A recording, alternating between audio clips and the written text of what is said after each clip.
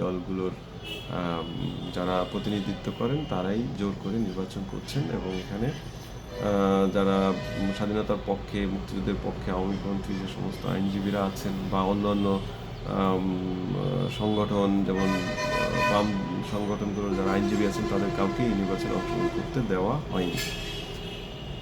এটা অত্যন্ত নিন্দনীয় এবং এটা ন্যাক্কারজনক। আমরা এর তীব্র প্রতিবাদ এবং ঘৃণা জানাচ্ছি। আমরা সুপ্রিম কোর্ট বারকে তার ৭৫ বছরের ইতিহাসের সবচেয়ে কলঙ্কজনক এই নির্বাচন কে বয়কট করছি।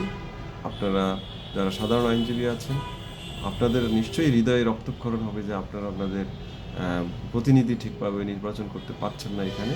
কারণ এই নির্বাচনে ৪২ জন আইনজীবীকে তাদের প্রতিদ্বন্দ্বিতা করার প্রার্থিতা থেকে বঞ্চিত করা হয়েছে অবৈধভাবে। তাদেরকে জানানো হয় নাই যে কেন তাদের প্রার্থিতা বাতিল এবং তাদেরকে নোটিশ করা হয় নাই যে আপনার প্রার্থিতার বাতিলের পক্ষে আপনার কোনো মতামত আছে কি না।